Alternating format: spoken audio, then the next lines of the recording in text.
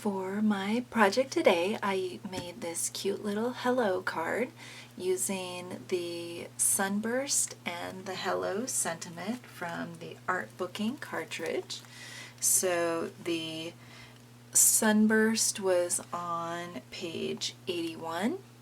It is the overlay shift, and then the Hello is the title from page 59. I love the look of hand stitching. I just think it's absolutely beautiful. Gives so much great dimension to my card. Just love the look of that. But it's time consuming, you know, and if you don't have time, there are other ways for you to achieve a similar look. So let's talk about some of those ways. And the first thing I'm going to start with is stamping. I love stamping to give the look of faux stitching. And so I am using my Retired Simple Stitches set. We have other sewing or faux stitching sets available to you, but this is the one that I have on hand right now, so I'm going to go ahead and use it. And I'm going to choose this line of stitching. And here's the beauty of a clear polymer stamp is you can bend it into any shape that you want. So I know that I want my little sun burst. I want some faux stitching around here. So I just kind of put it in where I think I might want it. And then I can just get my finger out of the way first. Okay, so I'm holding on to it. It's hard when it's very thin like this to make sure that it doesn't turn over. Okay, so now I can put my block down. Okay, so now I've got a general outline of what I want it to look like. And so then I just go ahead, oops, sorry. Let's put some paper under that. Okay. For the color for this one, I decided to go ahead and use Twilight to match the background. And I'm going to, oops, I think what I'd like to do is mask off the bottom down here. Okay. Now I can check this. Hopefully my head doesn't get in your way. Okay, so I'm just going to go ahead and give it a little bit of ink. And then line it up. Oops. It's a nice thing about being able to see through. You can tell when you've got even ink coverage or not. Okay, so now I'm going to line it up and set it down, just letting the ink soak in. And you can see that it didn't quite get all the coverage that I needed on the right hand side, so I just placed it over. I got a little bit of a shadow, but you know, that doesn't bug me, so I'm just going to let it go. I can take off this. Alright, so now I've got that part, so what I'll do is straighten out the remainder of my stamp. Okay, now I can stamp the straight lines. I'm just going to give that a little press. Okay. Now, again, I can mask my edges because on my original, my stitching didn't run off the edge, it stopped. So I'm going to go ahead and do that here.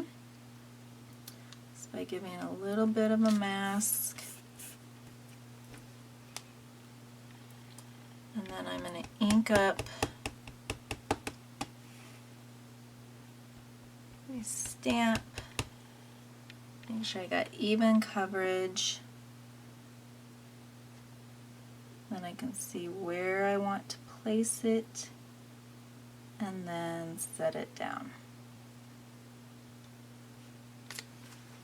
Okay, again, I may have pressed a little bit too hard there, so I probably will not push quite so hard next time. Just with these thin little stamps, you've got to be very gentle. Okay, so again, lining it up, just letting the ink soak in. Okay, so I will finish that and then show you what it looks like. So here I am with my final stamped image. Love how quick and easy that is. Takes far less time than hand stitching, but still gives you that faux stitch look. Now, there's an even better way to get a faux stitched look, and I'm going to show you that right now. So let's grab another one of my cards, and this time we're going to use the new stitching ruler. So check this out here. Again, maybe if I put it, okay, well, I don't know what will make it easier for you to be able to see. There we go. Okay, so it's got a wide variety of different patterns, including the oh so popular hexagon.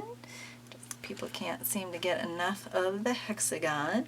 Half of a star, half of a circle, half of a heart, so that you can make a variety of shapes, including your just regular stitches. So I'm going to use this circle and this awesome, check this out, that is 15 inches of matte love right there. And so I'm using my piercing tool, and I'm going to take my little card, and again, because you can see right through this, I'm able to line up this second set of circles right there. So I'm going to kind of figure out where to place that stitching guide.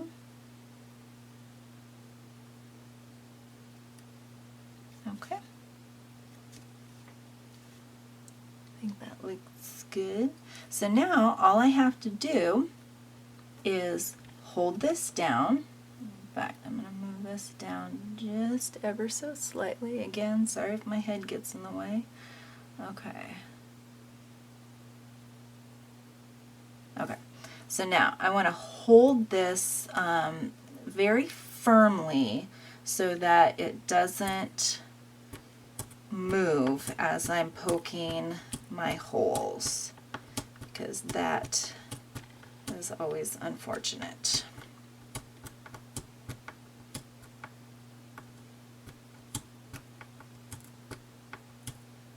Okay. All right, there we go. So now what I'm going to do is take my gel pen. Let me just run some on here first. Okay. And since I had white stitching previously, and remember, you can do this with any color that you like. Okay, so I'm going to simply draw a line in between each one of those holes with my gel pen.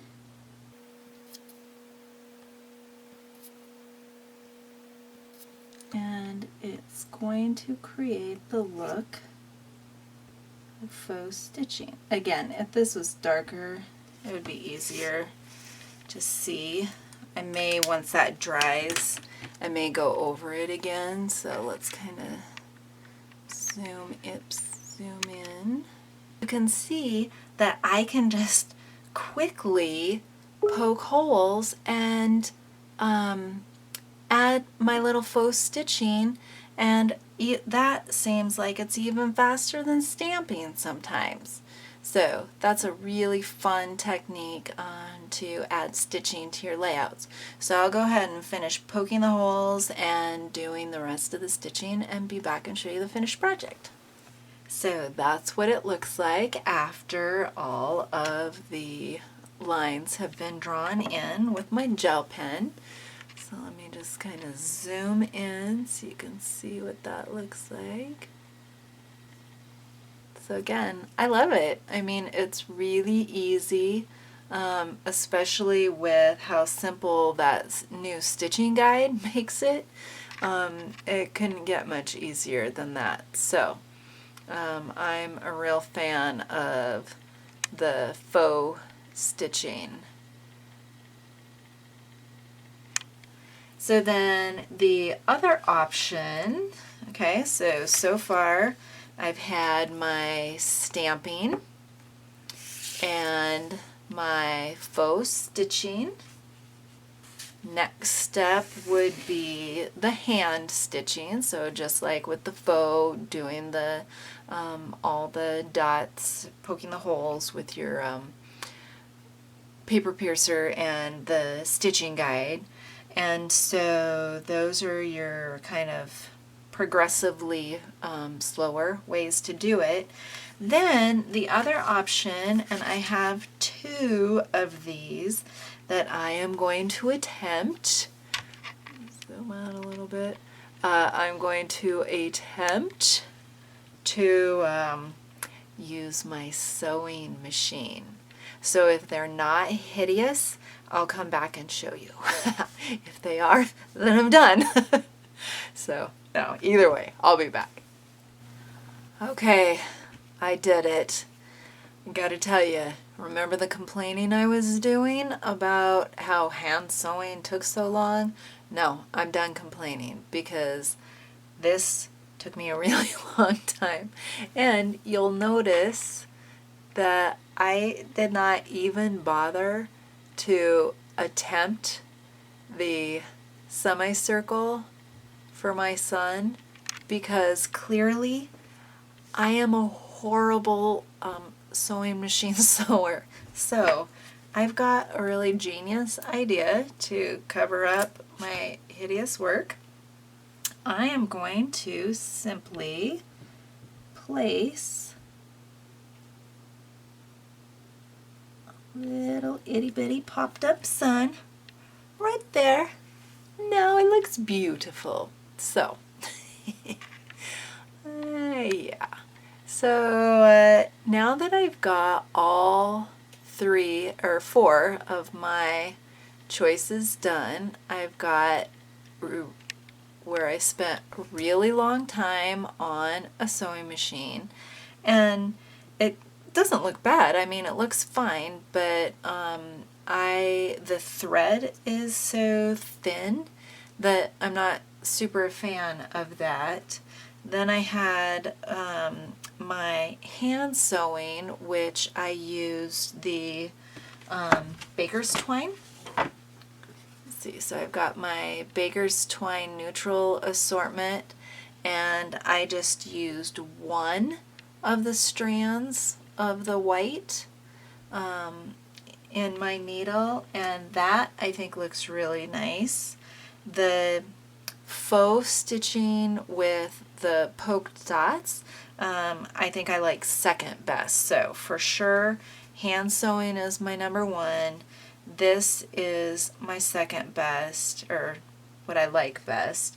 I would say that I like the sewing machine third, and then the stamped fourth. But again, the stamped is going to take you a lot less time. So depending on how many cards you're making, if this is one just very special card for that special someone, then take the extra time to hand sew.